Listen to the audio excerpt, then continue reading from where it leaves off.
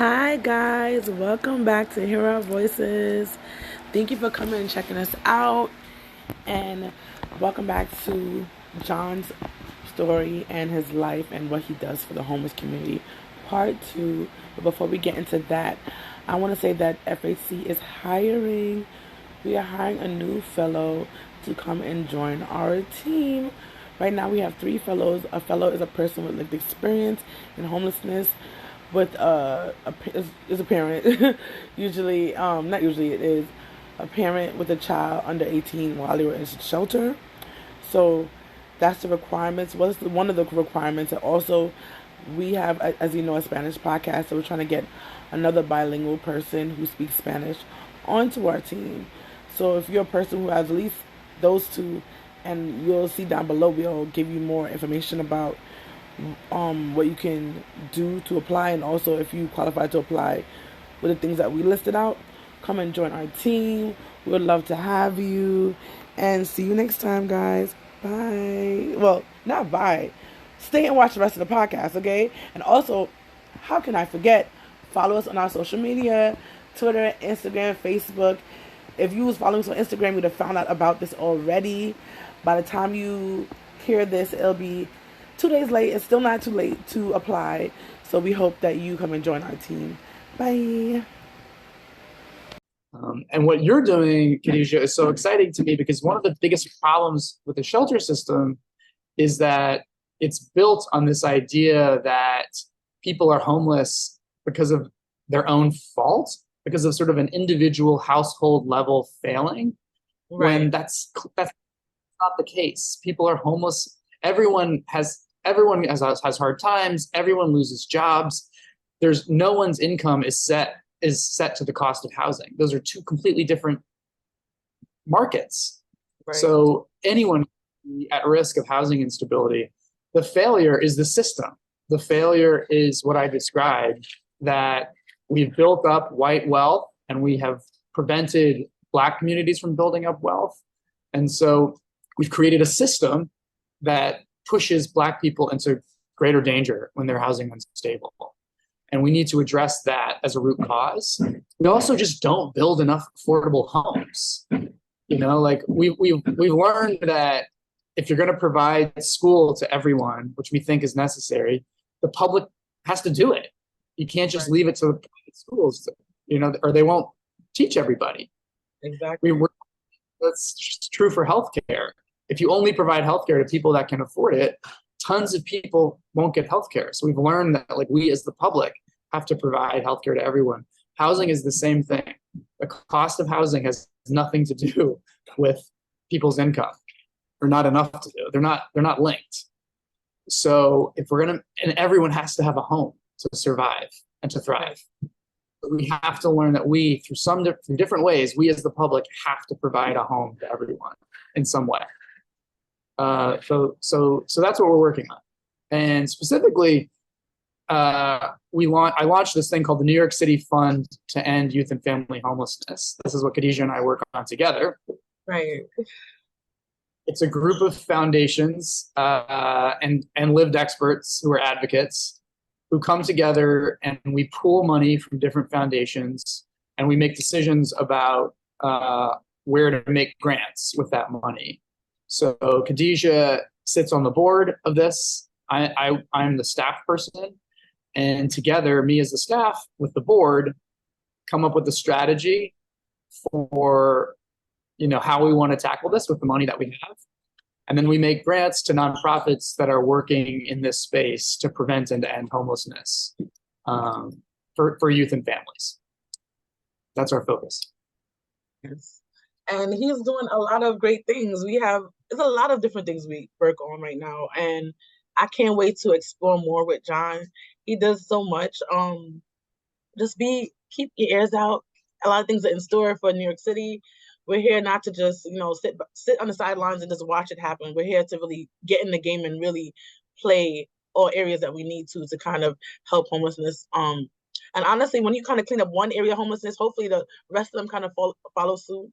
And what I don't know if it's all the states, but I just know mostly about New York City, that they break homelessness in so much categories: men, women, youth. and then they break it in families. To me, I feel like it shouldn't matter what sector you're in. The point is that the word is that we're all homeless. And the pretty word they try to use right now is unhoused. It was like, that's just the point is that we're homeless. Don't try to make it sound better to a suit make you feel better. No, the point is that we're homeless. Well, I'm not homeless anymore. People are homeless and they want to get into a home. It's not a better feeling than being in your own place with your own keys by yourself if you choose. Like it's so good. Like when I first moved into my apartment, even though it was in the ghetto in NYCHA, I live in the projects. You already know this, and it was a different world for me because I grew up in a house in Queens, and as people call Queens, the suburbia, because they have less buildings, and I lived in a house for 20-something years, but living in a shelter for over a year and having to go on a curfew, have to eat their nasty food if I didn't have money for something. But most times I had money, thank God for that. And not like it's just to have your own place and to have your own keys and have to answer to nobody other than paying in New York City the rent. It's just like it's a good feeling. Even though I slept on the floor for a couple of days because I didn't get my blow up bed on time. Me and my daughter, I had my sheets and I was like, I don't have a bed, but I'm so grateful to be in this place because it's just like being in shelter is just not it. And honestly, at first I was gonna sleep on the street. And my ex-husband was like, at the time it was my husband, you can't do that. Like, you're pregnant.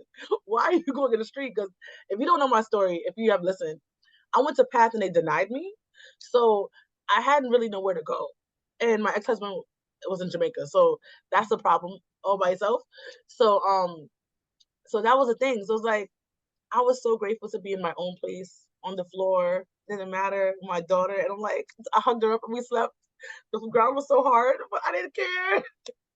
But I was just so grateful to have. It's like it's something different, you know. That's having your own place, having your own keys. I'm not the greatest like a great cook, but I had my own stove because my shelter didn't even have a stove. They had a microwave. Like my first shelter had a stove, but when I stayed in for the year and change, I didn't have a stove. I couldn't make a boil of water if I wanted to, unless you put in the microwave. And I'm not used to microwave food. I'm Jamaican. We're used to having our home cooked meals on our stove, and that's it. And I'm like, oh my gosh, I have a stove. Like, people don't think about these things. I have a stove. Like, I don't know, but John helps out so many people.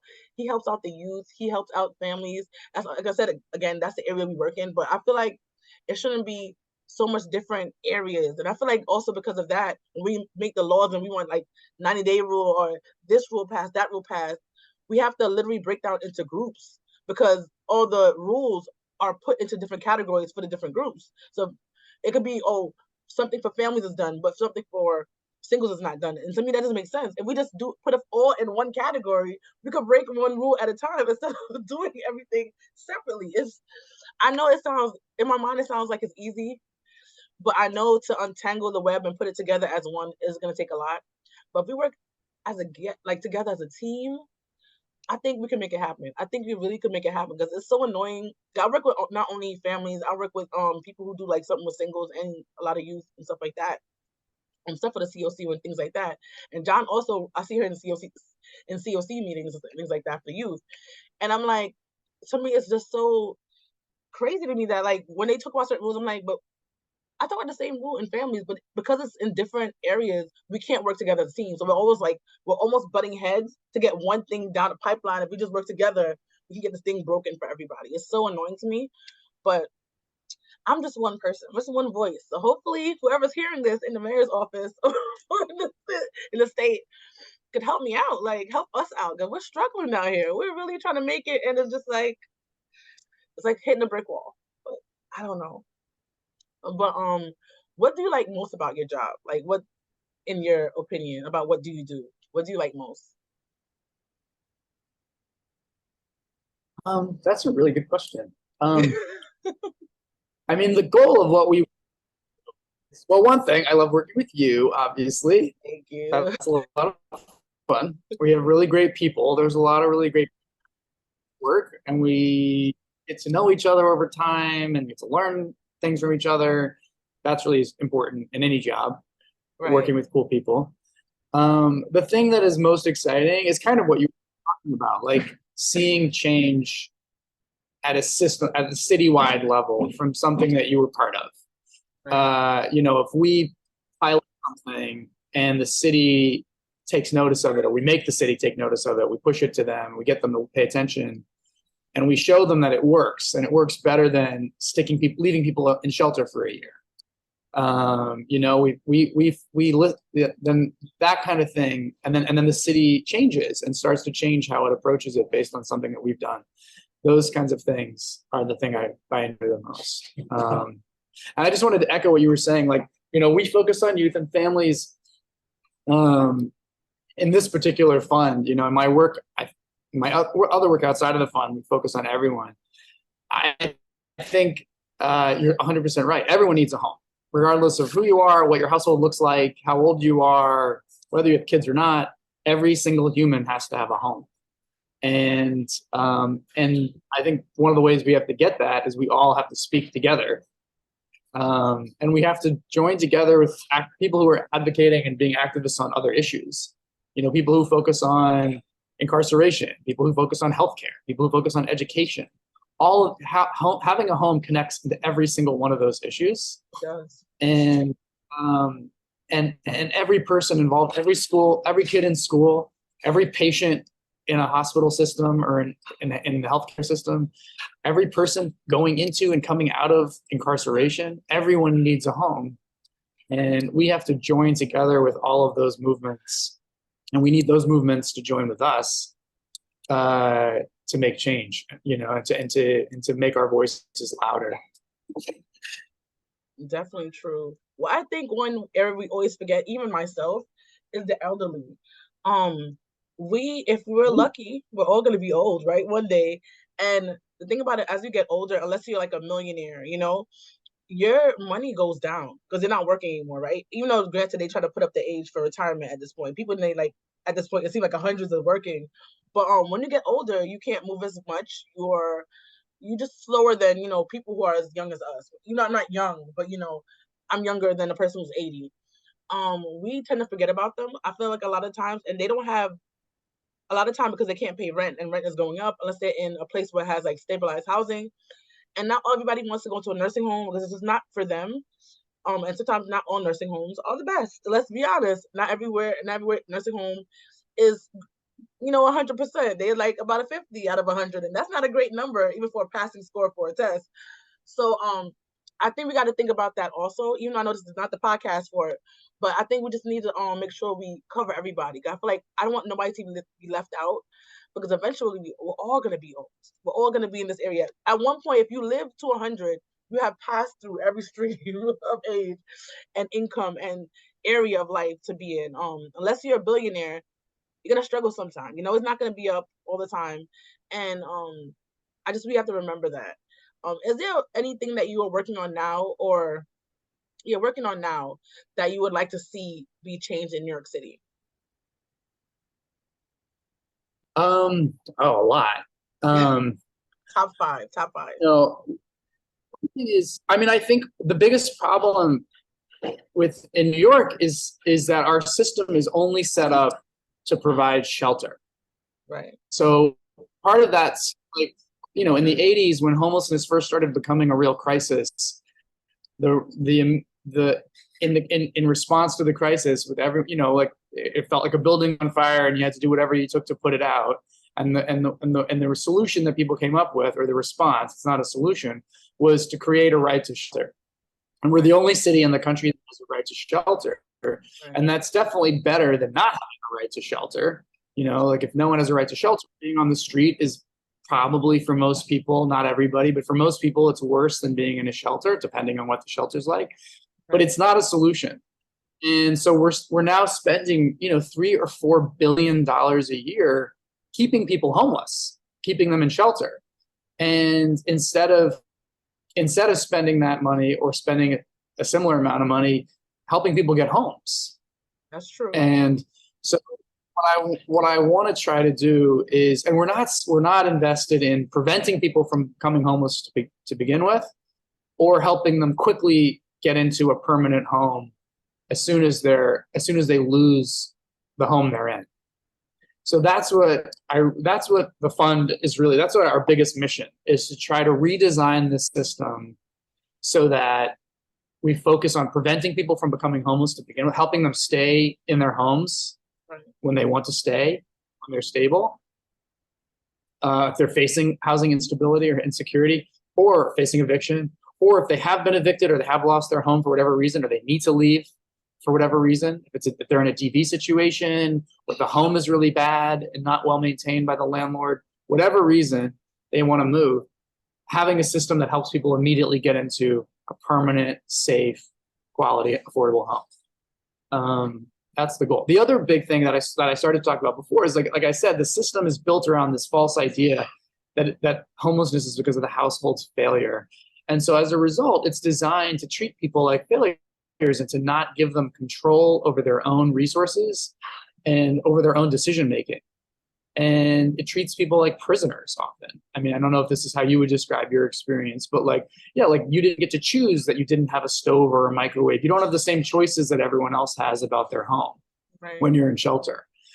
So we need to blow that up and put the resources in control of the household. Let the household control the resources that are being spent on them, because they know, each household knows best what its situation is, what the solutions are, and what its goals are.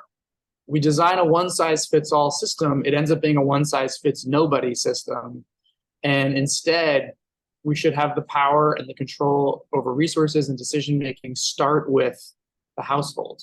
If they want and need support, they should be in control of where they go to get support.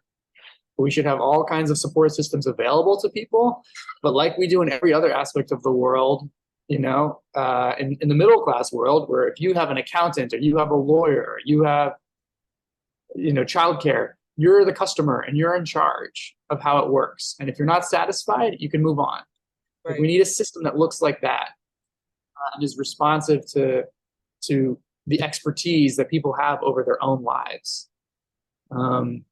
So that's what we want to. Those are the two things, the big things we want to change. Sort of that the system focuses on prevention and solutions, not just on crisis management and shelter, and that it turns power back and resources back into the control of families and households themselves.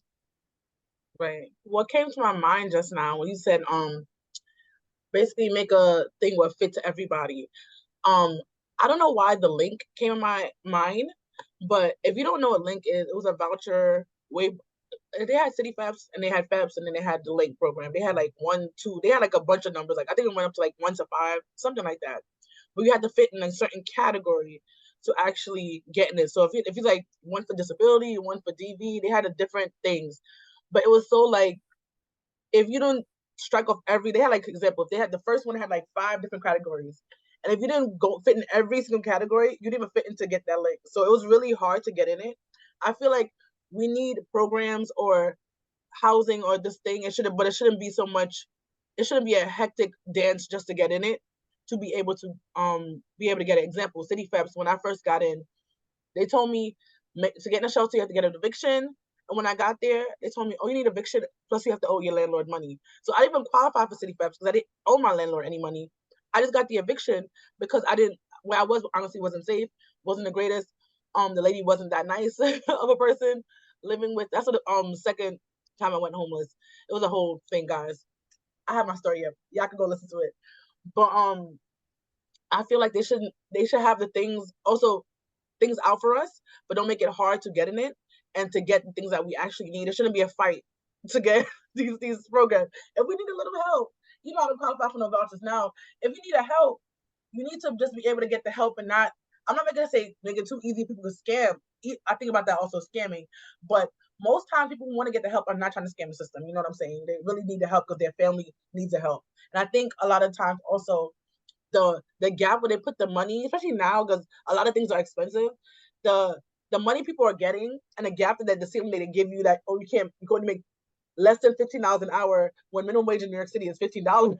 It doesn't make sense because they do everything by how much you make and your family size. If you have 2 people in your family and making $15, they say, oh my gosh, that's too much money. $15 an hour in New York City for 40 hours a week is not, it can hardly cover the rent. It doesn't make sense. They might have to do things state by state and family by family. Because honestly, one size does not fit all. This is not a hat. This is not a pair of socks. This is not how it works. We have many different sizes for clothes, large, medium, and small. We need to have that for our vouchers, our HRA with food stamps. Right now, I feel like I should qualify for food stamps, but I don't, and I don't make that much. And it's like, granted, and I live in public housing. So can you imagine if I tell you I live in public housing, that means my rent is only 30% of what I make, right? That's one thing. And then I have a daughter. I'm a foster mom. Granted, you get money for the foster kid. So the foster kid doesn't count. So it's really me and my daughter, KK, right? So that's two people on my thing. And I don't get food stamps. Something's off there, something is definitely off.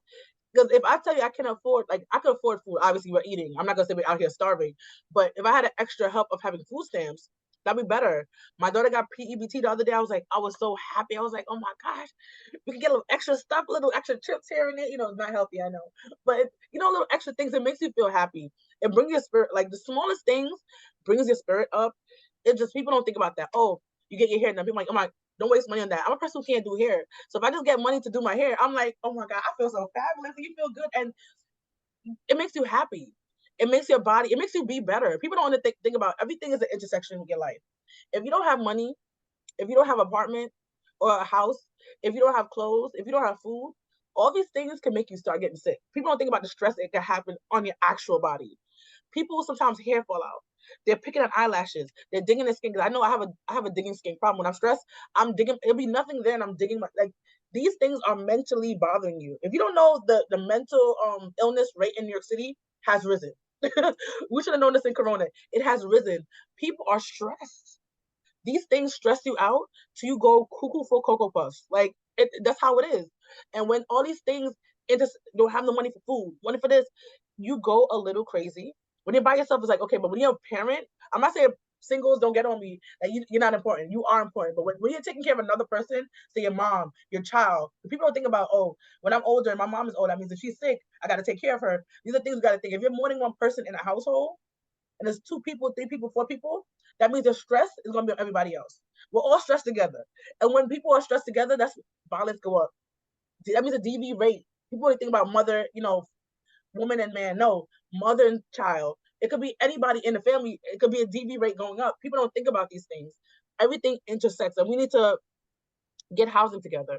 We need to put the rates for food stamps for people that, like, even if you don't get them cash, it's fine. But at least for the food stamps part, like, come on, like, put the rate for that up. People, it's a lot of, our system has a lot of problems, and I feel like I'm trying to tackle all of them all the time on the podcast, right?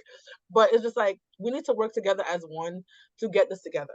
Especially like New York, California, their their homeless crisis, because especially don't have a right to shelter, a lot of people are living on the street. I feel like probably more than New York. I'm not sure statistic wise, but their homeless shelter problem, homeless problem in general is out of control.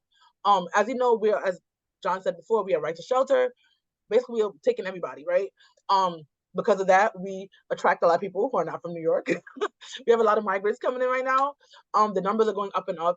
You heard me talk about that on an earlier podcast with Alyssa about how she saw a lot of people coming in, and then all of a sudden they saw families coming in. Can you imagine? As I said in that podcast, traveling with your families through the jungle. It's just like a lot of different things intersecting, and we could honestly, we're trying our best to help the people we have here already, and we have people coming in. It's a lot. I know this is like not what the subject was talking about, but it's just like, it's so many different things and problems happening at once, and it's driving, honestly, everybody up the wall. I don't know about any other state. I don't live there. I live in New York, and honestly, I don't look at other statistics. But probably if we're getting bad too, I'll assume that California with a high homeless rate is also getting bad with violence and things like that because of everything happening at the moment. It can be a lot. If you're a person listening who can be able to help to turn the wheels in different, you might not be able to help every single situation I'm talking about right now, right? But you're able to help something to be a better person, to crack a smile to somebody, because a smile can make a person day brighten up. Just I don't smile all the time on the street, especially in New York, it kind of be kind of mean. That's like walking. The people are kind of crazy when you're too friendly. But if you're in a place where you feel safe, smile for somebody. open the door for somebody. Just be a kind person. That could change a whole person's day, whole person's attitude. Who needs probably a little small people in the HRA office because they need probably hugs too, a little raise. I'm just saying because they don't get paid enough half the time. But it's a lot of different things. I feel like I'm going off on a tangent as I do, but it's just like we need help. Who's gonna help us? But oh my gosh! But John does so much with what he's doing and his philanthropy work. I'm gonna make him get. I've been talking for like about 5 minutes. I'm gonna make him talk now because I'm taking it over. But it's just so much. John. Thank you for coming again to listen to our podcast. Check us out on all social media platforms. Again, if you would like to be a part of our fellows for Family Homeless Coalition, we'd love to have you. Definitely go apply as soon as possible.